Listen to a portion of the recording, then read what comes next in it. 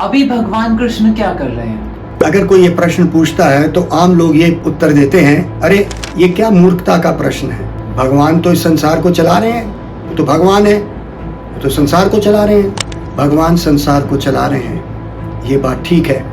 अगर भगवान संसार को चला रहे हैं तो आपका कहने का मतलब है, इसके आगे क्या है, अरे जो हम उनसे मांगते हैं वो हमें देते हैं, तो इसका मतलब है वो ऑर्डर सप्लायर है आपका, वो होटल का वेटर है आपके लिए।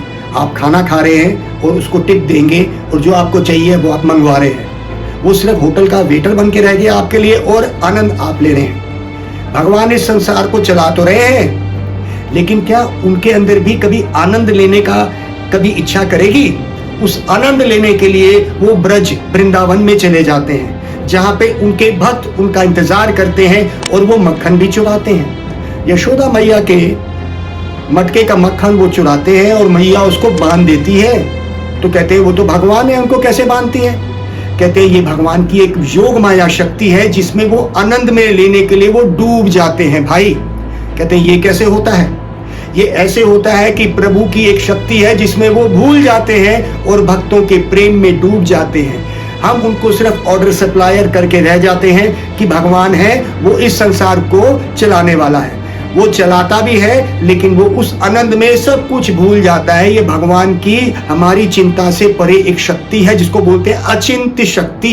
इस चीज को समझने के लिए हमें वृंदावन आना पड़ता है। तो भगवान क्या कर रहे हैं?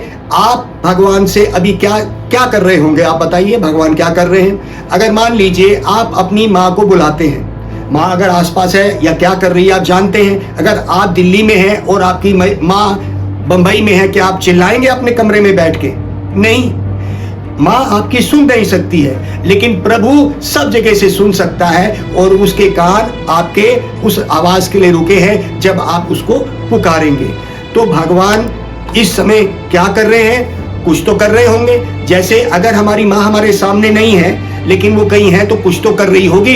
हमारे घर में हमारा जो संबंध है, हमारे संबंधी क्या कर रहे हैं हम ये जानते हैं। जब हमारा भगवान से संबंध शुरू होता है, भगवान से संबंध प्रेम का होता है। ब्रज में भक्त लोग भगवान से प्रेम करते हैं, उस प्रेम में प्रभु अपने आप को डुबा देता है। जैसे आप सोचिए कि आपके पास 1 लाख रुपया आपकी जेब में है, आप अपने घर में एक स्विमिंग पूल बनाना चाहते हैं, वो 1 लाख रुपया आपके पास है, उससे स्विमिंग पूल बना सकते हैं, अपने बच्चे पत्नियों के साथ उसमें डूब सकते हैं। लेकिन जब तक वो आपकी जेब में है, वो आपकी जेब में आपकी जेब से छोटा है। जैसे ही वो बाहर निकलता है वो उसमें बड़ा हो जाता है और उसमें आप डूब सकते हैं। वो है भगवान की शक्ति।